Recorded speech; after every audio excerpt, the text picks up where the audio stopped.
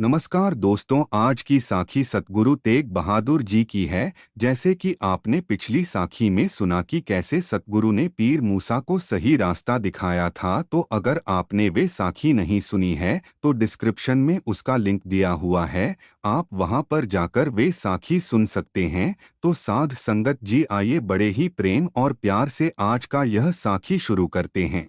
साध संगत जी, जब भाई मखन शाह जी सतगुरु से मिलने आए थे तो वह सतगुरु की सेवा में हाजिर हो गए थे। तो उनको वहां पर सतगुरु की सेवा में बहुत समय हो गया था, तो उन्होंने सतगुरु से अपने व्यवसाय को देखने की इजाजत ली और वहां से सतगुरु का आशीर्वाद लेकर चले गए। तो उसके बाद लोगों को जैसे ही पता चला कि बाबा बकाले वाले श्री गुरु तेग बहादुर जी एक नया नगर चक नानकी बनवा रहे हैं, तो आसपास के लोगों में खुशी की लहर दौड़ पड़ी और लोग हर रोज सतगुरु के पास गुरुवाणी सुनने आने लगे और नगर निर्माण के लिए अपनी आमदनी का 10वां हिस्सा देने लगे। तो ऐसे धीरे धीरे सतगुरु का नाम और यश चारों तरफ फैल गया। तो अभी चक नानकी नगर बस ही रहा था कि कुछ मसंद बनारस से सतगुरु से मिलने पहुंचे और कहने लगे कि गुरु साहब, आप हम पर कृपा करें। आप पूर्व दिशा गंगा किनारे के नगरों में अपने चरण डालें, वहां की संगत आपके दर्शनों की अभिलाषी है। और उन्होंने सतगुरु से कहा कि बहुत लंबे समय से कोई गुरुजन वहां पर प्रचार करने नहीं पहुंचा और सतगुरु को यह भी संदेश मिल रहे थे कि औरंगजेब ने हिंदू जनता का दमन करने के लिए कुछ कड़ी नीतियों की घोषणा की है, जिस कारण जन साधारण का जीना मुश्किल हो गया था और बहुत सी जगहों पर बगावत के सुर सुनाई देने लगे थे। तो ऐसे समय में सतगुरु ने लोगों में जागरूकता लाने के लिए विभिन्न क्षेत्रों में प्रचार करने का मन बनाया। साध संगत जी, उन दिनों सतगुरु चक नानकी नगर का निर्माण करवा रहे थे, लेकिन सतगुरु ने सबसे पहले राजनीतिक पीड़ितों की मदद करनी ठानी और सतगुरु का मानना था कि अगर समय रहते जनता का मनोबल नहीं बढ़ाया गया तो दुष्ट अत्याचारी शासक क्रूरता पर उतर आएंगे। इससे पहले शासक ऐसा करें तब तक लोगों में इकट्ठ कर कर उनमें एकता का बल भर दिया जाए। साध संगत जी, चक नानकी नगर का निर्माण भी आवश्यक था और सतगुरु नहीं चाहते थे कि उसमें कोई विघ्न पड़े, तो सतगुरु ने वह काम अपने परम सेवकों को सौंप दिया और उन सेवकों में भाई भागू जी, भाई रामे जी, भाई साधु मुल्तानी इत्यादि थे। सतगुरु अपने महल अपनी पत्नी माता गुजरी जी के साथ और अपनी माता नानकी तथा साला कृपाल चंद जी के साथ निकले। सबसे पहले आप कीरतपुर साहिब के निकट घनोली गांव में ठहरे। वहां पर कुछ दिन पहले ही लोग बाढ़ के कारण तंगी और गरीबी में जी रहे थे। वहां पर सतगुरु ने लोगों को आर्थिक मदद दी और रोपड़ नगर से होते हुए गुरु साहिब बल्लूवाल पहुंचे।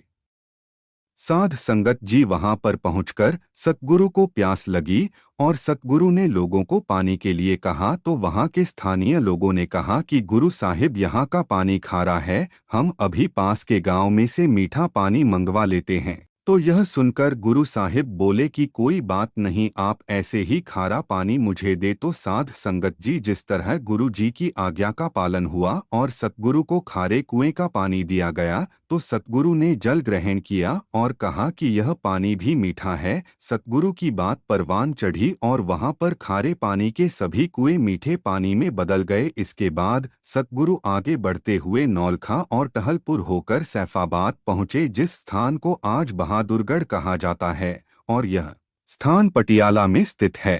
साध संगत जी, गुरु जी बहादुरगढ़ में एक सुंदर बाग के बाहर ठहरे थे, जिस बाग का नाम पंचवती था। तो नवाब सैफ साहिब अपने महल से सतगुरु को वहां पर मिलने आया और सतगुरु से प्रार्थना कर बोला कि गुरु साहिब, कृपा कर आप हमारे महल में चलें, जिससे हमारे परिवार के लोग भी आपके दर्शन कर पाए। वह नवाब इसलिए सतगुरु को अपने महल में बुलाना चाहता था कि बुर्के या पर्दे में रहने वाली स्त्रियां भी सतगुरु के दर्शन कर पाए। तो गुरुजी ने नवाब सैफ खान की प्रार्थना स्वीकार और नवाब के कहने पर उसके महल में ठहरे। तो उसके महल के सामने ही एक सुंदर मस्जिद थी। गुरुजी उस मस्जिद के चबूतरे पर बैठकर लोगों को गुरबाणी सुनाने लगे। तो एक दिन नवाब सैफ खान ने सतगुरु से पूछा कि गुरुवर, मुझे कैसे अपना जीवन व्यतीत करना चाहिए। तो गुरु साहिब ने सैफ खान को गुरबाणी सुनाई, जिसका अर्थ था कि हे काफिल, यानी कि अचेत मनुष्य, तू पापों से बचा रहे और इन पापों से बचने के वास्ते उस परमात्मा की शरण में चला जा जो गरीबों पर दया करने वाला है और सारे डर दूर करने वाला है।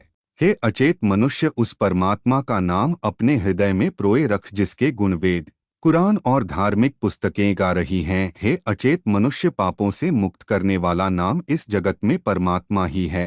तू उस परमात्मा को सिमर सिमर कर सभी पाप दूर कर ले। हे काफिल मनुष्य, तू फिर मानव शरीर नहीं पा सकेगा, तो फिर तू इसे क्यों व्यर्थ गवा रहा है। यही समय है मुक्ति प्राप्ति का, मुक्ति प्राप्त करने का। तू इसका कोई इलाज कर ले। तू तरस रूप परमात्मा के गुण गा के इस संसार समुंदर से पार हो जा। तो साध संगत जी, इस प्रकार सतगुरु नवाब सैफ खान के अतिथि रहकर उसके बाद सतगुरु गांव लेहल में पहुंचे, जो स्थान इन दिनों पटियाला में स्थित है। उन दिनों वहां पर एक तालाब था और सतगुरु ने तालाब के पास एक वृक्ष के नीचे अपना डेरा लगाया। तो जैसे ही लोगों को पता चला कि गुरु नानक देव जी के उत्तराधिकारी सतगुरु तेग बहादुर जी वहां पर आए हैं, तो वहां पर दीन और दुखियों की भीड़ लग गई।